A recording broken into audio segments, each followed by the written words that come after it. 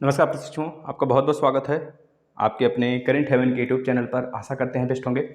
और बहुत दिनों से आप इंतजार भी कर रहे थे 3 या 4 दिन से कि सर मेरा कमेंट क्यों नहीं ले रहे। भाई इसका कारण भी था कि हम घर पे थे नहीं साथियों, और ऐसे में आप सभी के लिए वीडियो आना बहुत ज़रूरी था 9 बजे। तो इस वजह से छोटे छोटे टॉपिक पर हम बना देते थे जिससे कि आपके डाउट क्लियर होते रहें। तो आज हम सारे प्रशिक्षुओं के डाउट भी लेंगे, कमेंट भी लेंगे। ऐसे में आप लोग लास्ट तक बने रहिएगा। बहुत सारे विषयों पर बात करने वाले हैं हम, जो कि आप देखेंगे और बहुत द्वारा एक तरह से नोटिस भी आपके सामने हम प्रस्तुत करेंगे। ठीक है, सारे प्रशिक्षु से विनती है कि एक बार आप शेयर करेंगे जिससे कि और भी प्रशिक्षु आपके माध्यम से जुड़ सकें। और डीएलएड वाले प्रशिक्षुओं के लिए एक और सुनहरा मौका हम लाने वाले हैं। डीएलएड थर्ड सेमेस्टर के मैथ के क्लास फिर से शुरू करने वाले हैं साथियों। फिर से शुरू करने का मतलब बेसिक क्लास नहीं, महामैराथन। यह हम कल या परसों तक 3 या 4 घंटे का महामैराथन डीएलएड थर्ड सेमेस्टर का लगाने वाले हैं साथियों। 3 या 4 घंटे का मतलब कि करीब उसमें सारी चीजें, राजन सीरीज, पवन सीरीज प्लस आपके बुक के जितने भी क्वेश्चन होंगे, निचोड़ होंगे, साथ ही थर्ड सेमेस्टर का उसको लाने वाले हैं। लगभग 3 घंटे से 4 घंटे का क्लास होगा, जैसे कि सेकंड सेमेस्टर डीएलएड के मैथ का क्लास हमने लगाया था। आप लोग देखे होंगे, नहीं देखे तो जरूर देखिएगा। प्लेलिस्ट में आ जाइए, DElEd second semester, first semester, third semester, fourth semester सारे क्लासेस आपको उपलब्ध करा दिए गए हैं मैथ के। लेकिन डीएलएड अगर सेकंड थर्ड सेमेस्टर की बात करें तो साइंस के साथ एसएसटी प्लस मैथ भी कंप्लीट कराया गया है। रोज सुबह अब हम रैंडमली सीटेट और रीट के एग्जाम के लिए, जो यूपी टेट, रीट, सीटेट होंगे, जितने भी एग्जाम्स होते हैं शिक्षा जगत से, सबके लिए सीडीपी और प्लस मैथ की क्लास, यानी कि मैथ जो होगा वह एक तरह से सीटेट के लिए ही हम तैयार करेंगे उस पूरे मैथ के प्रारूप को। जैसे आज हमने एक लगाया था सुबह सुबह क्लास, आपने देखा होगा, जिसमें कि हमने बात किया था सीटेट के सिलेबस, मैथ के सिलेबस से रिलेटेड सारी बातें। तो उसको आपने देखा नहीं है तो देख लेंगे। अब ऐसे में हम सारी बातें करेंगे साथियों, आप लोग लास्ट तक बने रहिएगा। और सुबह अब हम रैंडमली चलाएंगे। एक 9 बजे क्लास आया करेगा, एक दिन मैथ का, एक दिन सीडीपी का, सीटेट के एग्जाम के लिए, सीटेट, यूपीटेट और रीट के लिए एक दिन मैथ का, एक दिन सीडीपी का, इस तरह से। ठीक है, तो कल मैथ का एक चैप्टर पूरा खत्म करने वाले हैं हम लोग 9 बजे से। ठीक है, और कुछ ही दिन भाई एक मतलब कि हम लगाने वाले हैं डीएलएड थर्ड सेमेस्टर के भी। अगर आप लोग एडवाइस करिएगा कि एक तरह से महामैराथन 3 घंटे का लगा दें, या फिर हम एक तरह से फिर से शुरुआत कर दें जब तक आपका एग्जाम नहीं होता है, मतलब 8-9 क्लास ऐसा दे दें कि उसी में से ही प्रश्न आए। आप लोग खुद बताइएगा अपने हिसाब से। ठीक है, चलिए। हाँ, हम सारे प्रशिक्षुओं का डाउट लेंगे, क्लियर करेंगे। ठीक है प्रशिक्षु, आप लोग कमेंट करते रहिए, आपका रिप्लाई देते रहते हैं। ठीक है, चलिए पहले बात कर लेते हैं भाई प्रत्यावेदन प्रशिक्षुओं का। देखिए, प्रत्यावेदन वाले प्रशिक्षुओं के लिए एक नोटिस भी आया था, हम आपको जिक्र करते हैं उसके लिए। जिला आपके चंदौली से, है ना। उसमें लिखा था साफ साफ बातें कि जिला प्रबंधक द्वारा डीएलएड प्रथम द्वितीय वर्ष के विभिन्न सेमेस्टर परीक्षाओं में अनुत्तीर्ण प्रशिक्षुओं द्वारा अतिरिक्त अवसर प्रदान किए जाने हेतु प्रत्यावेदन के संबंध में चर्चा किया गया है चंदौली के द्वारा। तो ऐसे में आप लोग को पता है साथियों, क्योंकि आपको पता है डीएलएड के सारे सेमेस्टर के एग्जाम जो बैक है, यानी कि चारों सेमेस्टर की बात करूं, 25 से ही शुरू होने वाला है। इसमें कोई दो राय नहीं है। अगर प्रशिक्षु ये डाउट लेके बैठे हैं कि 25 से नहीं शुरू होगा, या फिर हम पढ़ के बैठे हैं तो 25 से फिर से रिवीजन स्टार्ट करेंगे, तो ये तो सही है। लेकिन ऐसे प्रशिक्षु यह सोच कर बैठे हैं कि भाई जब तक सब्जेक्टिव डेट नहीं आ जाता है तब जाकर हम पढ़ाई करेंगे, जब तक नहीं आता है तब तक हम शांत होकर बैठे रहते हैं, क्योंकि पीएनपी का काम है एक बार आना, डेट निकालना, फिर टालना, फिर निकालना, फिर टालना। अगर यह चीज आप सोच रहे हो तो आपकी गलतफहमी है दोस्तों। क्या करेंगे आप भाई, आप उस चीज को कंटिन्यू रखिए भाई, क्योंकि आपको यही सारी चीजें यूपी टेट में, सी टेट में, सुपर टेट में, और अगर ग्रुप डी वगैरह की तैयारी करते हैं तो बहुत सारी जगह मैथ की क्लास के सारे चीजें आपको वहां पे देखने को मिल सकते हैं साथियों। इसलिए आप जितना रिवीजन कर सकते हैं रिवीजन करिए, रिवीजन करने से भागिए मत, क्योंकि आपको पढ़ना है, ये सोचकर आप पढ़ेंगे बस। और हम बात करेंगे ऐसे प्रशिक्षुओं का जिनका प्रथम सेमेस्टर और सेकंड सेमेस्टर में 3 बार से ज्यादा, मतलब 3 बार बैक है, चौथी बार के लिए उन्होंने प्रत्यावेदन दिया था। तो उनके द्वारा मतलब एक तरह से चंदौली से एक नोटिस निकाला गया है, चंदौली द्वारा वहाँ के प्रबंधक प्राचार्य को एक तरह से नोटिस निकाला गया साथियों। उसमें बोला गया है कि उपयुक्त विषयक सचिव परीक्षक नियामक उत्तर प्रदेश प्रयागराज के, इस तरह से बोला गया। उसमें बोला गया था अतः उक्त आदेश से के क्रम में आपको निर्देशित किया आप अपने निजी डीएलएड कॉलेजों से संबंधित प्राप्त प्रत्यावेदनों का मिलान एवं सत्यापन करने हेतु अपने कार्यालय सहायक दिनांक 13/4/2022 को प्रातः 11 बजे जिला शिक्षा एवं प्रशिक्षण संस्थान सकल डीहा चंदौली में भेजना सुनिश्चित करें। यानी कि आप सभी लोग, जैसे यहाँ पे चंदौली के लिए निकाला गया है, लेकिन आप लोग अपने डाइट और प्लस निजी संस्थान जो है वहाँ पता करते रहें। ऐसे प्रशिक्षु जिनका चौथी बार के लिए जिनको चांस लेना है, जो प्रत्यावेदन जमा किए हैं और प्लस उस पूरे की पूरे रूल को फॉलो कर रहे हैं। चौथी बार के एग्जाम वाला हमने बहुत बार डिस्कस किया है कि किस प्रशिक्षु का आएगा। अगर आप लोग इस चीज़ को मानते हैं कि हमारा पूरा का पूरा जो क्राइटेरिया फुल कर रहा है प्रत्यावेदन वालों का, तो चौथी बार उनका एग्जाम होगा, निश्चित होगा। लेकिन आप लोग इससे पहले अपने डाइट में प्लस निजी संस्थान में पता करते हैं, जिससे कि आपको सारी चीज़ें होती रहें, क्लियर होती रहें। ठीक है साथियों, फटाफट आप लोग पता कर लीजिए और प्लीज़ आपसे रिक्वेस्ट है, बिल्कुल डीमोटिवेट मत होइए। आपके एग्जाम भी हो सकता है मई में ही कराए जाएँ, तो ऐसे में आप हो सकता है आने वाले जो सीटेट है जो अगर लास्ट अप्रैल तक प्लस यूपीटेट है उसमें वैलिड हो जाएंगे। ठीक है भाई ना। तो चलिए, इस बात को हमने बता दिया और बहुत सारे बच्चों को डाउट था, सर बता दीजिएगा, भाई बताया गया। अब एक चीज़ और है साथियों, डीएलएड एग्जाम के लिए बिल्कुल कंफ्यूज मत होइए। आप लोग के एग्जाम 25 से ही शुरू होंगे। ऐसे में जो प्रशिक्षु रिवाइज कर लिए हैं वो एक बार और रिवाइज कर लें, प्रैक्टिस कर लें, कॉपी पे नोट्स जो बनाए उसका रिवाइज कर लें। भाई देख लेना, इस बार बैग नहीं लगने देना है हमारे प्रशिक्षुओं का। बहुत प्रेम से पढ़ाया जा रहा है आपको। अगर आप जो नए नए हैं, आप नए प्रशिक्षु हैं, तो प्लीज़ आपसे रिक्वेस्ट है कि सारी क्लास बेसिक भी पढ़ाए गए हैं प्लस महामैराथन भी दिए गए हैं बहुत ही बेहतरीन तरीके से। आपके सुझाव के अनुसार भी यहाँ पे काम किया जाता है। तो आप सुझाव दीजिए कि सर बताइए डीएलएड के मैथ के, साइंस के, एसएसटी के एक बार और क्लास लगाना है, महामैराथन लगाना है, तो बोले लगाया जाएगा। आप बोले बस, ठीक है ना। नहीं तो जैसे पढ़ाया गया उसको एक बार से फिर रिवाइज कर लेंगे आप। जूनियर एडेड एग्जाम को लेकर एक तरह से बहुत सारी विसंगतियां हैं साथियों। जूनियर एडेड एग्जाम जो अभी हुआ था हाल ही में नवंबर वगैरह में, जो होगी प्रधानाचार्य वाला, उसमें एक तरह से प्रशिक्षुओं द्वारा 600 से 700 प्रशिक्षुओं द्वारा आरोप लगाया जा रहा है कि भाई हमको कम नंबर दिया गया है। और लगभग 40 से 50 प्रशिक्षु ऐसे हैं जो कि याचिका दायर किए हैं कोर्ट में। ऐसे में एक तरह से धांधली का आरोप लगाया गया है कि भाई हमें, और एक चीज़ और बताया गया, मतलब कि कुछ प्रशिक्षु ऐसे हैं, मानना है एक तरह से सोशल मीडिया पे वायरल भी हो रहा था कि कुछ प्रशिक्षु ऐसे हैं कि जो कि 150 में 140 142 नंबर पाए हुए हैं।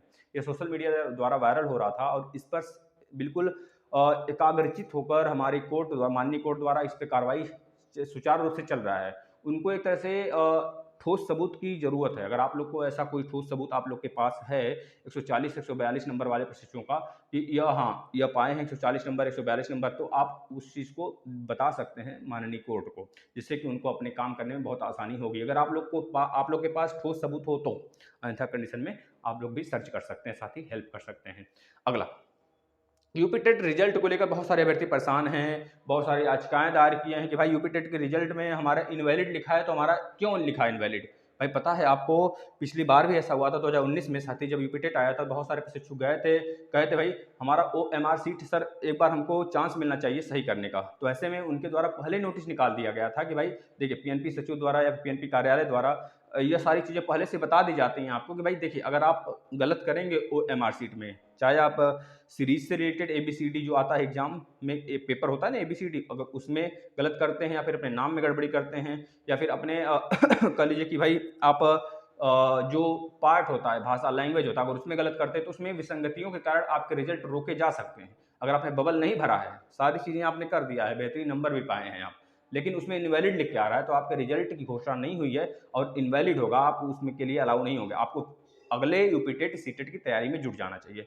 जो बच्चे याचिका दायर किए हैं तो उसका कोई हल नहीं निकलने वाला है, सीधा सीधा वो खारिज हो जाएगा माननीय कोर्ट द्वारा, यह कहकर कि भाई 2019 में ऐसा हुआ था। अगर माननीय कोर्ट इसको मान लेती है, एक्सेप्ट कर लेती है, आपके रिजल्ट फिर से निकाल देती है, तो साफ साफ यहाँ पर 2019 वाले प्रशिक्षुओं के साथ खेला होगा, यानी कि समझ रहे हैं, उनके साथ अन्याय होगा और वो भी आवाज़ उठाना स्टार्ट करेंगे। भाई उनके साथ अन्याय हो रहा है तो आवाज़ उठाएंगे ही, क्योंकि इधर आकर आप सही कर रहे हो, उनके साथ गलत किए थे। नहीं तो सुप्रीम कोर्ट या फिर चाहे हाई कोर्ट हो, साथ ही यह चीज़ें कानूनी रूप से नहीं, मतलब एक तरह से सबसे बड़ा माना जाता है कि भाई ये न्याय करने वाले हैं, तो यह सारी चीज़ें देखते हुए न्याय करेगी। आपको आपकी जो याचिका दायर की गई है उसको खारिज कर देगी और यह बोलेगी कि भाई आप नेक्स्ट की तैयारी करो। बस यही एक सुझाव देना है आपको, और अन्यथा कंडीशन में आप अगर माथा पटक कर फोड़ना चाहते हैं तो फोड़िए भाई, ये तो आपकी मर्जी है ना।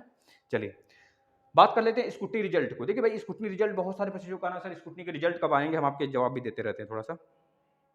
स्कूटी के रिजल्ट कब आएंगे, स्कूटी के रिजल्ट जो है साथी आप पूछ रहे हो कि भाई कब आएंगे, तो हम बता देते हैं साथी 25 तारीख से आपका एग्जाम स्टार्ट होने वाला है। ऐसे में सचिव द्वारा कई बार रिकॉर्डेड वीडियो में बोला गया है, ऑडियो में बोला गया है कि आपके जो रिजल्ट है स्कूटनी का वो 25 से पहले पहले आएंगे।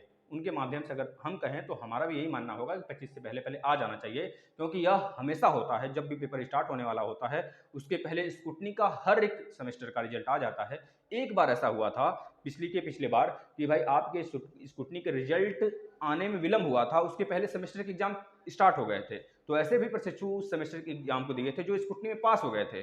समझ रहे हो ना। तो ऐसे में विसंगतियां देखने को मिल सकती हैं, लेकिन इस बार क्लियरिफाई है कि आपके स्क्रूटनी के रिजल्ट जो फोर्थ सेमेस्टर वाले प्रशिक्षु हैं, जो 2019 बैच के प्रशिक्षु हैं, उनके फोर्थ सेमेस्टर का जो स्क्रूटनी का रिजल्ट है वह एग्जाम से पहले पहले आ जाएगा। यह हमारे सचिव सर का दावा है।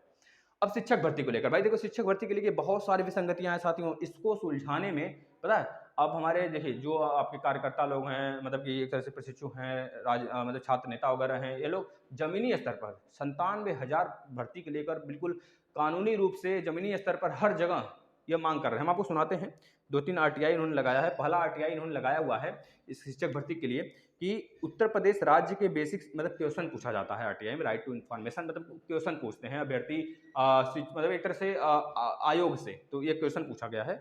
2 आरटीआई है, हम आपको दोनों पढ़ के सुनाते हैं, देखिए किस प्रकार से क्वेश्चन पूछा गया है। पहला पूछा गया है, उत्तर प्रदेश राज्य के बेसिक शिक्षा विभाग के दिनांक 31 मार्च 2022 तक प्राथमिक एवं उच्च प्राथमिक विद्यालयों में कुल रिक्त पदों की संख्या हमें बताइए कितनी है, पहली। दूसरा बात यह पूछा गया है, भारत सरकार द्वारा एक शिक्षक की तनख्वाह में उत्तर प्रदेश सरकार को कितना अनुदान मदद, मतलब कि अनुदान का मतलब मदद होता है, अनुदान दी जाती है। और तीसरा क्वेश्चन ये पूछा गया है, क्या केंद्र सरकार या राज्य सरकार भविष्य में भारत के या उत्तर प्रदेश राज्य के प्राथमिक शिक्षक के लिए क्या लिखा हुआ है डिसइन्वेस्टमेंट पॉलिसी, यानी कि निजीकरण संस्था, जो निजीकरण वाला प्रोसेस बोला जा रहा है कि भैया एडॉक पे हो जाएगा, आधा एडॉक, मतलब ये 40,000 सैलरी मिलती थी किसी एक बंदे को, वह उसमें 4 लोग को रखेगा 10-10 हज़ार पर। तो ऐसी क्या स्थिति आने वाली है, पहला यह था उनका। और दूसरा था बच्चों का, यह पूछा गया था कि वर्ष 2017, 18, 19, 20, 21 में बेसिक शिक्षा के विभाग के प्राथमिक एवं उच्च प्राथमिक विद्यालयों में रिटायर हुए शिक्षकों की संख्या बताइए, अलग अलग शिक्षकों की संख्या बताइए, मतलब कि उच्च प्राथमिक के लिए और प्राथमिक के लिए कितने शिक्षक रिटायर हो रहे हैं 2017 से लेकर 2021 तक, सबका जोड़ के भाई लेंगे। हम पागल थोड़े हैं, हम पढ़े लिखे हैं, आज का भारत है, आधुनिक भारत है, तो भाई सब सब चीज़ें होनी चाहिए। देखिए प्रशिक्षु, कभी दबना नहीं है, और दबना है भी तो उनसे दबो ना जिससे आपसे प्रेम करते हो, उससे कभी नहीं दबो। और सच्चाई के लिए क्यों दबना भाई, समझ रहे हो ना। देखो एक चीज़ हम और बताते हैं आपको, जैसे कि ये लोग हमारे साथ खेला खेलना हमेशा चाहते हैं कि भैया भर्ती आएगी, भर्ती इतनी है उतनी है, सारी चीज़ें, लेकिन हमें पढ़े लिखे हैं ना, हम बहुत सारी चीज़ें रिसर्च कर सर्च करके सारी चीज़ें बता सकते हैं। तो इनके द्वारा एक और क्वेश्चन पूछा गया है, 31 मार्च 2022 तक बेसिक शिक्षा विभाग के प्राथमिक एवं उच्च प्राथमिक विद्यालयों में कुल रिक्त पदों की संख्या का अलग अलग विवरण दीजिए। और पूछा गया है 31 मार्च 2022 तक बेसिक शिक्षा विभाग के प्राथमिक एवं उच्च प्राथमिक विद्यालयों के में शिक्षा ग्रहण कर रहे कुल विद्यार्थियों की संख्या का अलग अलग विवरण दीजिए, यह बात इन्होंने बोला। इसके बाद और पूछा गया है, प्रदेश में कुल ऐसे कितने प्राथमिक एवं उच्च प्राथमिक विद्यालय हैं जहां केवल एक ही शिक्षक कार्य कर रहा है या कर रही है, अर्थात एकल शिक्षक विद्यालयों की संख्या है। भाई बहुत जगह है, हमें थोड़ा टाइम मिल जाए तो हमारे पास जो हमारे आसपास जो प्राथमिक विद्यालय हैं इधर, तो हम वहाँ पर जाकर आपको एक तरह से वीडियो बनाएंगे और उनसे बात भी करवाएंगे, लेकिन थोड़ा सा टाइम मिल जाए बस। भैया आप लोग को एक काम करना है, सिर्फ पता है क्या करना है, आपको शेयर करना है, समझ रहे हो, बस शेयर करो, आप लोग टैग स्टेटस लगाओ, शेयर करो साथियों, जिससे कि और भी प्रशिक्षु इस 9 बजे वाले क्लास में कम से कम आ सकें, अपने क्वेश्चन को पूछ सकें, रख सकें, यहाँ पर उनके जवाब दिए जा सके कमेंट के माध्यम से। आपसे निवेदन विनती है भाई, उनको मतलब एक तरह से इसको बढ़ाइए, और प्लस जितने क्लास चल रहे हैं सीटेट के, यूपी टेट के जो क्लब खत्म हो गए भाई, उसका रिवाइज करिए, बहुत अच्छा मौका है। अगर इस तरह शिक्षक भर्ती लेट होती है तो आपको पछताना नहीं पड़ेगा, अन्यथा कंडीशन में पता है समय बहुत जल्द बीत जाता है, पता नहीं चलता है साथी है। प्रदेश में कुल ऐसे शिक्षक कितने हैं उन्हें कार्य करने एवं 5 वर्ष या उससे अधिक हो गए हैं, लेकिन उनकी पदोन्नति नहीं की गई है, पदोन्नति के न होने का कारण के साथ स्पष्ट करें, यह बातें भी पूछी गई हैं। ऐसे बहुत सारे क्वेश्चन हैं, जैसे प्रदेश में कुल ऐसे कितने प्राथमिक एवं उच्च प्राथमिक विद्यालय हैं जहां शिक्षक छात्र अनुपात ठीक नहीं है, जो आपने शिक्षक और छात्र का अनुपात 1/30 सुना हुआ है, मतलब कि 30 छात्र पर 1 शिक्षक, तो क्या यह कितना सही है, आप खुद बताओ कितने ऐसे विद्यालय हैं जहां पर यह विसंगतियां हैं, जो आपने डाटा कलेक्शन के बिना ही बता दिया है, हम इस बात को बताइए। एक और बात इनसे बोला गया है कि प्रदेश में कुल ऐसे कितने प्राथमिक एवं उच्च प्राथमिक विद्यालय हैं जो संगठित एक तरह से क्या मर्ज कर दिया गया है, ये सारी बातें पूछी गई हैं। हम आपके कमेंट ले लेते हैं फटाफट। चलिए देखिए, सबसे पहले पूनम जी का कमेंट आया, सर गुड इवनिंग सर, अभी शाम को आया था। गुड इवनिंग सर, सर प्रत्यावेदन वालों के एग्जाम होंगे कि नहीं होंगे? भैया प्रत्यावेदन वालों के एग्जाम होंगे, इतना समझ लो होंगे। आप लोग अपने डाइट पर पता करते रहो, अगर जो कोई भी आपको गुमराह कर रहा है भैया नहीं होगा ना, तो उससे कह दो भाई आप घूमो, आप घूमो, हमारा एग्जाम होगा, बस आप पढ़ते रहो। सानू गंगवार जी का कहना है गुड इवनिंग सर जी। तो गुड इवनिंग भैया, बहुत ही दिन बाद आप लोग के यहाँ पे दिखाई दिए। अंजलि वर्मा जी गुड इवनिंग बहन जी। जूही पांडे सर, मैं 2019 बैच की बीटीसी की स्टूडेंट हूँ, थर्ड सेमेस्टर में हूँ, रीट का एग्जाम दे सकते हैं। देखिए आपने थर्ड सेमेस्टर में आप हैं, तो हमने एक शाम को वीडियो बनाया था, आप देख ली होंगी, नहीं देखी तो देख लीजिए। रीट की एग्जाम वो प्रशिक्षु दे सकते हैं जो सेकंड सेमेस्टर तक पास आउट हैं, जो सेकंड सेमेस्टर बिल्कुल क्लियर है वो रीट की एग्जाम दे सकते हैं। ऐसे में उनका रीट का एग्जाम देना मान्य हो सकता है, लेकिन अगर जब तक उनका फोर्थ सेमेस्टर क्लियर नहीं होता है तब तक वह रीट के बाद राजस्थान के सुपर टेट में नहीं बैठ सकते। ये चीज़ें हैं, ठीक है भाई। असेत सर्विस जी का कहना है सर, जिनका इनवैलिड सीरीज बता रहा है उनका क्या होगा, उनको दूसरी बार एग्जाम देना होगा, बस ये चीज़ें हैं। राजन कुमार जी का कहना है सर, जिसका सेकंड सेम में 2 सब्जेक्ट बैक है उनका 2 ही सब्जेक्ट का एग्जाम देना होगा, बिल्कुल 2 ही सब्जेक्ट में एग्जाम देना होगा, ठीक है भाई। आगे ललचा सेठ जी का कहना है, भैया मेरा यूपी टेट इनवैलिड बता रहा है, सी टेट कब आएगा। इनवैलिड बता रहा है तो इसका मतलब आपने कुछ उसमें गलती किया था बबल वगैरह करने में। हमने भाई जब आपका एग्जाम स्टार्ट होने वाला था यूपी टेट का, तो हमने एक तरह से OMR सीट बनाया, OMR सीट भरने का तरीका बताया था, वो प्लेलिस्ट में पड़ा हुआ है। पता है क्यों ये गलती आपकी है, क्योंकि आप लोग बहुत लेट हमसे जुड़े साथी ना, क्योंकि हमने सारी चीज़ें आपके अनुसार किया है, आप बहुत लेट जुड़े, आप अब जाके जुड़ रहे हो, तो बहुत सारी चीज़ें पहले आप गलत तो कर ही चुके हो। तो ऐसे में साथी आप अपने भाई बहन को कम से कम ये गलती ना करने दें। आप इस वीडियो को इतना शेयर करें, कम से कम हमारे, ये आपका प्लेटफॉर्म है साथी, कम से कम लाखों में हो सके, क्योंकि ऐसे बहुत सारे बच्चे होते हैं जो कि अन्यथा अनर्थ वीडियो देखते हैं, मतलब कि जिसका उनके लाइफ में कुछ है ही नहीं, उसका कुछ को तो हल है ही नहीं उनके लाइफ में, फिर भी वो वीडियो देखते हैं, शेयर करते हैं, नाच गाने, मतलब बहुत सारी चीज़ें, लेकिन उनको अच्छी वीडियो नहीं पसंद है, क्योंकि वह उनका दिमाग ही कुछ और चलता है। राजन कुमार जी, आप केवल 2 ही एग्जाम दोगे और 2 ही पेपर देंगे जिसमें बैक है।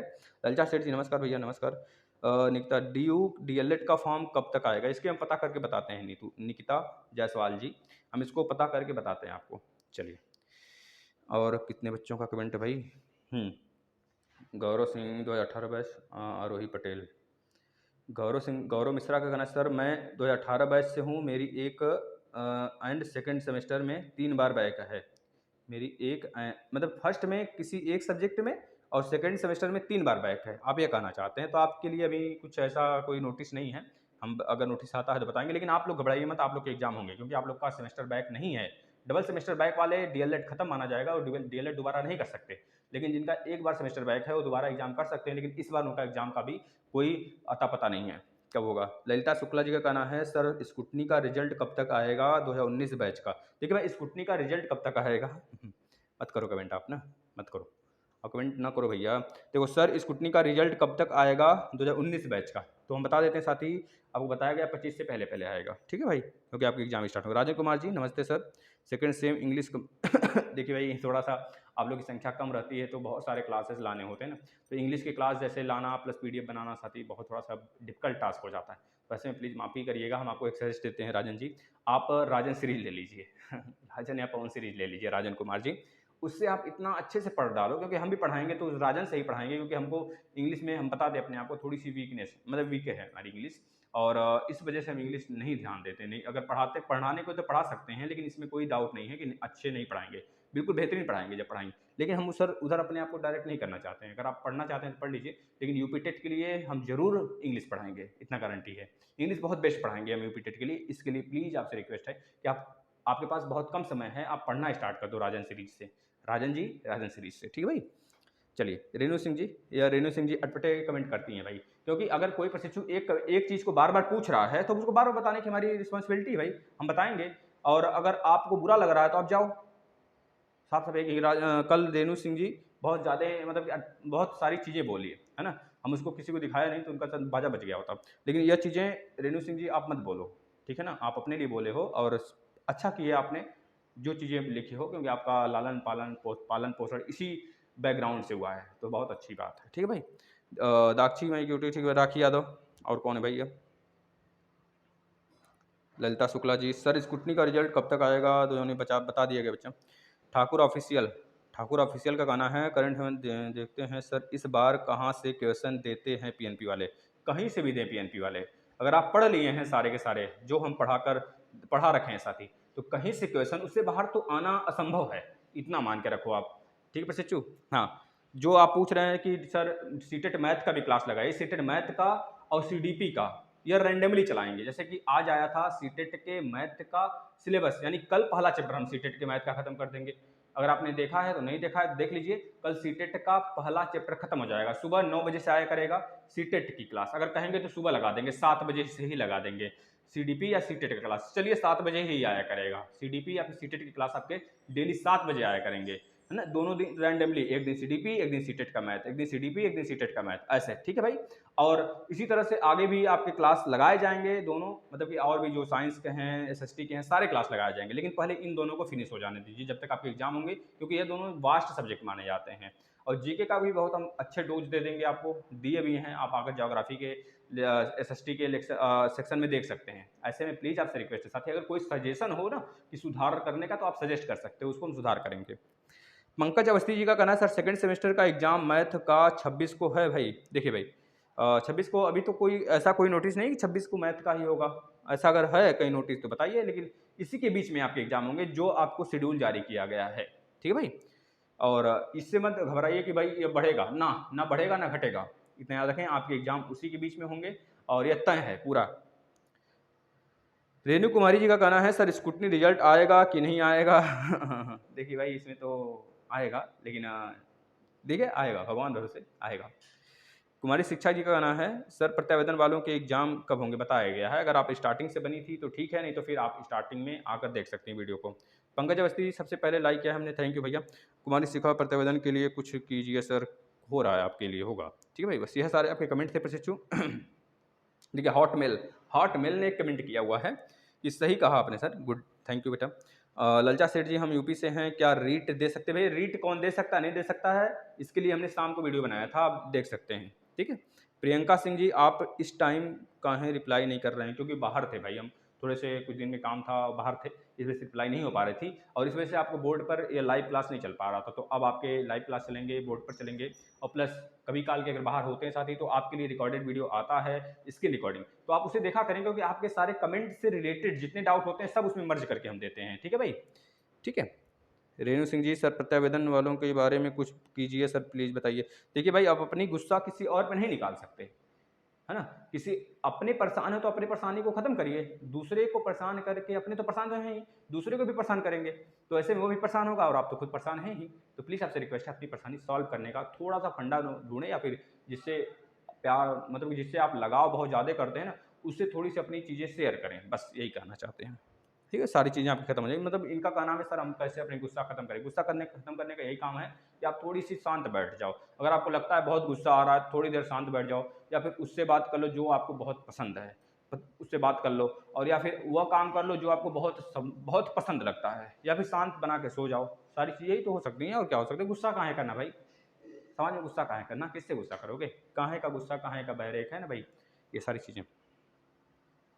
सत्यम यादव जी रीट एग्जाम सर कौन दे सकता है, बताया हमने, आप देख सकते हैं। आकांक्षा गुप्ता जी का कहना है सर एग्जाम में आउट ऑफ सिलेबस दे सकते हैं, दे दें, क्या दिक्कत है भाई, देने दीजिए उसे ना, पीएनपी को देने दीजिए एग्जाम में एक तरह आउट ऑफ सिलेबस। पिछली बार आप लोग जुड़े नहीं थे ना, तो पिछली बार अगर देखिए जो प्रशिक्षु करें सर प्रीवियस ईयर पेपर करा दीजिए, तो सेकंड सेमेस्टर के 4 साल के प्रीवियस ईयर पेपर हमने कराए हैं, थर्ड के भी करा दिए हैं, फर्स्ट के भी करा दिए हैं, सेकंड के भी करा दिए हैं, फर्स्ट सेकंड थर्ड फोर्थ सब करा दिए हैं। तो अगर आपने नहीं देखा है तो आपकी गलती है, तभी तो आप बोल रहे हो भाई सर प्रीवियस ईयर पेपर करा दीजिए। अब हम थर्ड सेमेस्टर के मैथ के धमाका सीरीज लाएंगे, जिस दिन हमको ऑर्डर मिलता लगाने का हम उस दिन लगाएंगे, और बहुत बेस्ट तरीके से सारे प्रशिक्षु देखेंगे।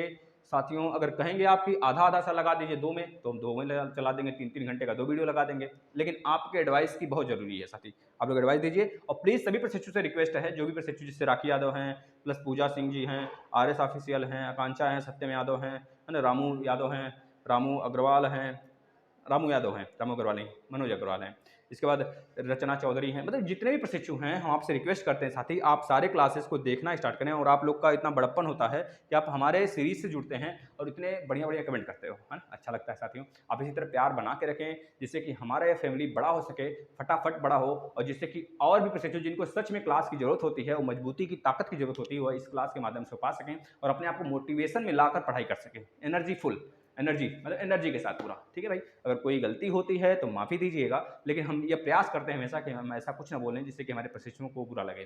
Thank you.